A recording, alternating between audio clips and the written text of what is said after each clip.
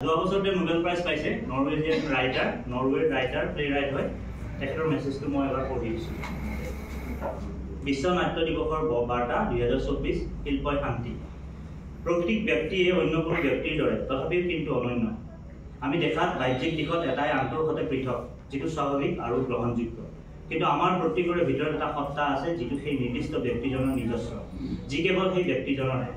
আমি সেইটোকে তেওঁৰ প্ৰাণ বা আত্মা বুলি ক'ব খোজোঁ, বা আমি তাক কোনো শব্দৰ পৰিসৰৰ মাজত আবদ্ধ নকৰি তেনেকৈ স্বতঃস্ফূৰ্তভাৱে এৰি থওঁ। কিন্তু আমি সকলো ইজনে সিজনৰ লগত যদিও পৃথক তথাপিও আমাৰ মাজত সামঞ্জস্য বজাই ৰাখোঁ।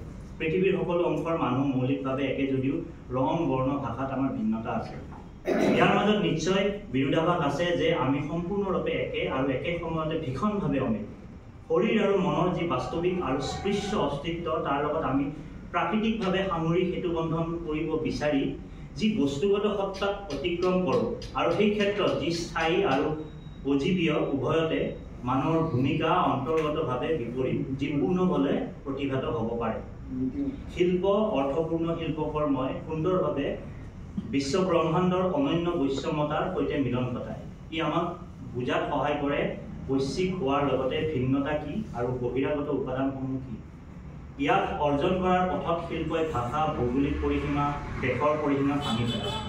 শিল্পই কেৱল সকলোৰে ব্যক্তিগত বিশেষত্বকে একগোট নকৰে, কিন্তু স্বতন্ত্ৰভাৱে উদাহৰণস্বৰূপে প্ৰতি গোষ্ঠীবদ্ধ জাতিগত দেশৰ বিশেষত্বক একগোট কৰে। এইটো কৰিব গৈ শিল্পই পাৰ্থক্য বা সাদৃশ্যৰ লেবেল লগাই একাকাৰ কৰি নেপেলায়। তাৰ বিপৰীতে আমাতকে কি ভিন্ন, কি বহিৰাগত, কি বিদেশী তাক দেখুৱায়। প্ৰতিটো উত্তম শিল্পকৰ্মত আপাত সংযোগশীলতা থাকে, যি আমি সম্পূৰ্ণৰূপে অনুধাৱন কৰিব নোৱাৰিলেও কিন্তু তাৰ পাছতো একে সময়তে এটা নিৰ্দিষ্ট ধৰণত আমি বুজি পাওঁ। তেনে এটা ৰহস্যৰ বাহক যিয়ে আমাক বিমুখ কৰে আৰু আমাৰ সীমাবদ্ধতাক অতিক্ৰম কৰি এটা প্ৰক্ৰিয়াৰ মাধ্যমেৰে জন্ম দিয়ে এক উৎকৰ্ষতা, যি প্ৰত্যেক শিল্পৰ আধাৰ, আৰু সেই দিশে শিল্পই আমাক নেতৃত্ব দিয়ে। মই ভাবোঁ যে দুটা বিপৰীতমুখী উপাদানক সংঘবদ্ধ কৰাৰ ইয়াতকৈ ভাল মাধ্যম মই বুজি নাপাওঁ।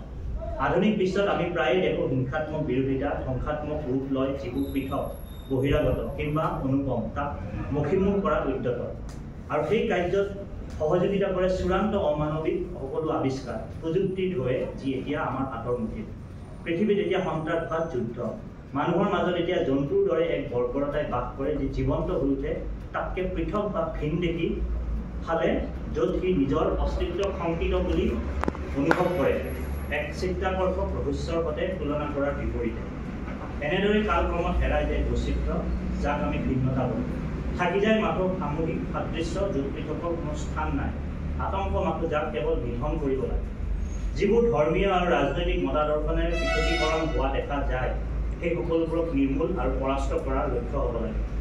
আমাৰ সকলোৰে অন্তৰকণত যি অনন্য সত্তা নিমগ্ন হৈ আছে, যুদ্ধ হ'ল তাৰ বিৰোধী, আৰু ইয়াক শিল্পৰ বিৰুদ্ধে যুঁজ, শিল্পৰ অন্তৰকৰণৰ বিৰুদ্ধে যুঁজ। মই ইয়াতে নাটক বা নাট্যলেখনৰ কথা নকৈ সামগ্ৰিক শিল্পকলাৰ কথা কৈ আছোঁ, কাৰণ মই কৈছোঁৱেই সকলো ভাল শিল্পই অন্তৰকৰণত একেটা বিষয়ক কেন্দ্ৰ কৰিয়েই আৱৰ্তিত হয়, আৰু সেইটো হ'ল যি সম্পূৰ্ণভাৱে মৌলিক, নিৰ্দিষ্ট, সেই বিশেষত্বক শিল্পগতভাৱে প্ৰকাশ কৰি বৰ্তি বিশ্বৰ সৈতে সংযুক্ত কৰা আৰু সাৰ্বজনীন কৰা।